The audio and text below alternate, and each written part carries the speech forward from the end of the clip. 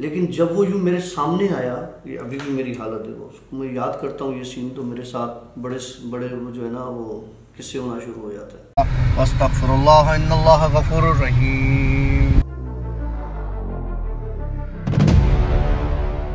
ये जो चीज़ होती है ये इनके खाने की चीज़ होती है।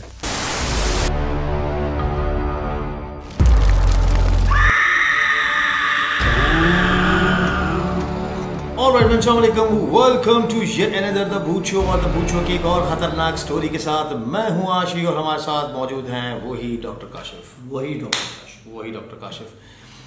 काशिफ के लफ्ज़ों में मतलब हम तो वो कहते हैं ना कि घर की मुर्गी दाल बराबर, तो हमारे तो दोस्त हैं, लेकिन जो जादू है वो आप लोग जिस तरीके से उसको पसंद कर रहे हैं, हम कहते हैं कि भाई छा गया।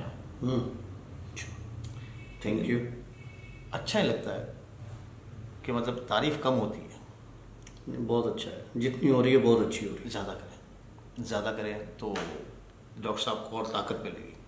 डॉक्टर साहब क्या शक्ति मिलेगी। शक्ति। अरे इसको तो बताएं यार। हाँ, शक्ति से याद आया भाई, ये मैं पहले भी एक ब्लॉग में कह चुका हूँ, मैं फिर से आप लोगों को बताने जा रहा हूँ। देखिए भाई, ये हम लोग गए थे, सबसे पहले मैं आपको थोड़ी सी हिस्ट्री बताने की कोशिश करता हूँ। हम लोग गए थे ठट्ठे में आपकी एक बहुत बड़ी यात्रा है। आप पहले सुन लें, जैसे कि हिंगलाज मंदिर जाने से पहले लोग ठट्ठा जाते हैं, ठट्ठे में इस मंदिर को जाकर विजिट करते हैं और उसके बाद वो हिंगलाज की तरफ जाते हैं। तो मतलब वो कनेक्टिंग पार्ट है।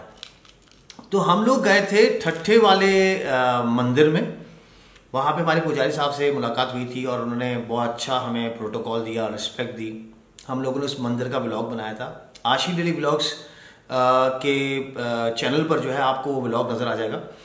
और उसमें हमें वहाँ के जो मंदिर के पुजारी थे, उन्होंने हमें गिफ्ट दिया था और उन्होंने कहा था कि आपके जितने भी फैंस हैं आप उनको ये गिफ्ट दिखाइएगा, उनके लिए एक बहुत बड़ी चीज़ है।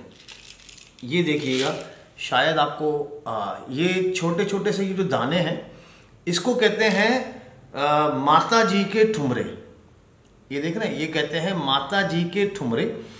ये छोटे छोटे से पत्थर हैं और ये कहीं पर भी नहीं होते हैं। ये पत्थर वहाँ पर उस मंदिर में जो पहाड़ है, उस पहाड़ में छोटे छोटे से पत्थर जब बारिश होती है, बारिश के बाद होते हैं, बारिश के बाद ये छोटी छोटी सी कंकरियां खुद ब खुद गिरती हैं वहाँ से।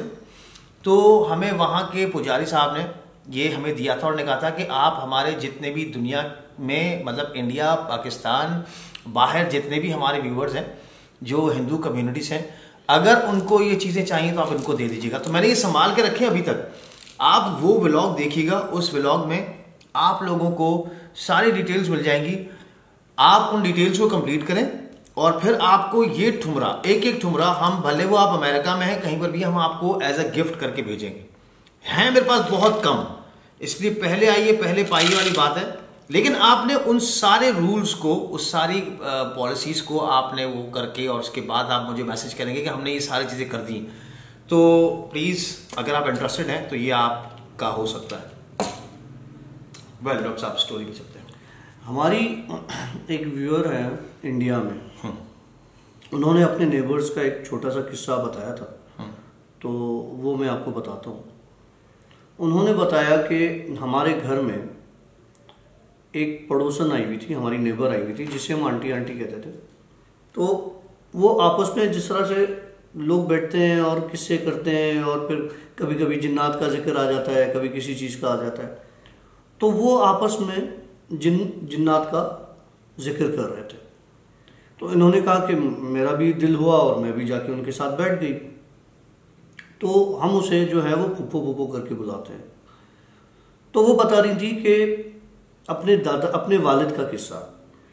तो कहने लगी कि उन्होंने, उनके घर में एक रूल बना हुआ था कि जो जॉब नहीं करता होगा मर्द घर का, वो 11:30 बजे घर के अंदर आ जाएगा। और अगर उसने देर की तो उसके बाद वो घर पर नहीं आ सकता, उसे रात बाहर ही गुजारनी पड़ेगी। अच्छा। हाँ, ये उनके दादा बड़े सख्त थे। तो कहने लगी कि वो बता रही थी कि एक बार क्या हुआ कि उनका भाई या बेटा कुछ इस तरह से, वो जॉब नहीं करता था, तो वो घर से बाहर था दोस्तों में, तो उसे घर आते आते 11:30-12 बज गए। ओके। तो पहले भी ये लेट आता था, तो उसकी वालदा जो है वो खामोशी में 2-3 बार दरवाज़ा खोल चुकी थी और वो आके सो जाता था। इस बार क्या हुआ कि जैसे ही गया तो दरवाज़ा उनके दादा ने खोला। पकड़ाई हो गई। जब दादा ने दरवाज़ा खोला तो उसने, दादा ने साफ मना कर दिया, बेटा जहाँ से आए हो वापस, और अभी आने की ज़रूरत नहीं है। ओके। ये वापस चला गया। ये गया, ये जाके दोस्तों में गली में बैठ गए और आपस में जो गपशप होती है और बातें चीतें होती हैं, ये मस्ती मजाक में ये लग गया। तो इसको रात को काफ़ी टाइम हो गया, काफ़ी देर हो गई, तकरीबन 1-1:30। तो इसने बोला यार अभी मैं जाता हूँ घर और मुझे कोई ना कोई दरवाज़ा खोल देगा, वालदा खोल देगी या कुछ भी, दरवाज़ा खुल जाएगा। तो ये गुजर रहा था एक मस्जिद के पास से। ओके। जब ये मस्जिद के पास से गुजर रहा था तो इसने देखा कि कोई एक बंदा जो है वो उस वक्त रात को वज़ू कर रहा है। तो इसने कहा यार इतना टाइम हो गया है, ये वहाँ रुक गया उसको देखने के लिए, इतना वक्त हो गया है, 1-1:30 बजे, ये कौन है जो बैठ के वज़ू कर रहा है। ये भी वो सोच ही रहा था कि उसने तिरछी नज़रों से उस बंदे ने इसको देखा तो ये उधर ही बेहोश होके गिर गया। अच्छा, सुबह जब हुई तो इसको सुबह तक बेहोशी था, इसको ले आए घर पे ले आए तो इसकी तबीयत खराब, डर बुखार ये वो। तो अब जब इसकी तबीयत खराब होने लगी तो इससे पूछा गया, इसने बताया कि रात मैंने ऐसे चीज़ देखी है। तो आमिल को बुला लिया इन्होंने, किसी वहाँ के जान पहचान वाले आमिल साहब आ गए। आमिल ने सारा मामला सुना, देखा। तो आमिल ने बोला कि ये इसने जो रात मस्जिद में वज़ू करते हुए जो चीज़ देखी है वो जिन था बेसिकली, और शुक्र करो कि इसको तिरछी नज़रों से देखा है। ओके। अगर इसको गर्दन घुमा के वो पूरा देख लेता तो शायद ये मर जाता। ओए या इसकी हालत बहुत ज़्यादा सीरियस हो जाती। फिर उसके बाद इसके ऊपर पढ़ाई वढ़ाई की गई तो ये बिल्कुल उससे सेट हो गया। उसके बाद नॉर्मली रहा। ये एक छोटा सा किस्सा था जो उन्होंने हमें भेजा। इससे रिलेटेड किस्सा मैं आपको बताता हूँ एक और, वो मेरे साथ हुआ है इंसिडेंट। हुआ ये इसी तरह से, कोई रात के 2-2:30 बज रहे थे और पुरानी बात है, हम भी इसी तरीके से मोहल्ले में बैठते थे दोस्त यार आपस में, और वहाँ पर हमारे पास एक लोहार मस्जिद हुआ करती थी। तुमने देखी है भट्टी के घर पे चलते हैं वो जो एक ब्लॉगर है, तो एक जहाँ पे वो फ्लैट बने हुए भट्टी वालों के, उसके बराबर में पतली गली जा रही है, फिर उसके बाद बड़ा मैदान है। मेरा पुराना घर जो था उसके कोने में गली के पास एक मस्जिद बनी हुई है। उस मस्जिद की जो खिड़की है वो हमारी गली में खुलती थी। ओके। ठीक है, जिस गली से मैं सरकटा देखता था, जहां नजर आता था, और जिस गली में वो हमारा एक छोटा सा स्टडी रूम बना हुआ था, जिसमें मैंने बताया था कि मैंने देखा ताला खुला हुआ था, जो मैंने बोला था ये तो ताला बंद कर दिया था, ये किसने खोला है, चाचा को मैंने बताई थी ये सारी बातें ना, उस गली की बात कर। रात के 2-2:30 बज रहे थे, हम दोस्त यार आपस में बैठे हुए थे मोहल्ले में। मैं उठा, मैंने कहा यार मैं घर जा रहा हूँ ना। मैं घर की तरफ गया तो मस्जिद की अमूमन रात को लाइट्स ऑफ कर देते थे जहाँ पे नमाज वगैरह होती है, जमात वगैरह होती है। तो उस गली में जैसे ही घुसा मैं, उसकी एक अलग ही वाइब हुआ करती थी। मतलब आप उस गली में घुसते थे, आपको अचानक डर लगना शुरू हो जाता था। तो मुझे तिलावत की आवाज़ आई। ओके। लेकिन लाइट सब ऑफ थी, लेकिन मस्जिद में तिलावत की आवाज़ आ रही।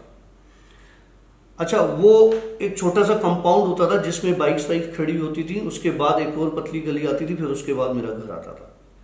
तो मैं उधर रुक गया। मैंने कहा यार इतनी अच्छी आवाज़, इतनी प्यारी आवाज़, और तिलावत हो रही है, लेकिन मौलवी साहब की तो आवाज़ है नहीं, क्योंकि वो तो हमें पता है, वो कुरान भी पढ़ाते थे, हमें पढ़ा चुके थे और सारी चीज़ें। तो मैंने क्या किया कि वो जो मस्जिद की खिड़की थी उसके बाद थोड़ा सा छोटा सा एक थल्ला बना होता था जिसपे आप चढ़ सकते थे। खिड़की जो थी वो मस्जिद की थोड़ी सी इतनी सी ऐसे जैसे खुली हुई होती है ना, वो खुली हुई थी, लाइट्स नहीं थी। मैं खड़ा हुआ उस थल्ले पे और वो लोहे के सरिये लगे हुए होते थे जिस तरह खिड़कियों पे लगे हुए होते हैं जाली की तरह के, उसकी सपोर्ट में मैं खड़ा हुआ। मैंने कहा मस्जिद में देखूं। मैंने देखा कि उस तरफ मस्जिद की दूसरी दीवार की तरफ एक बंदा बैठा हुआ है, वो तिलावत कर रहा है।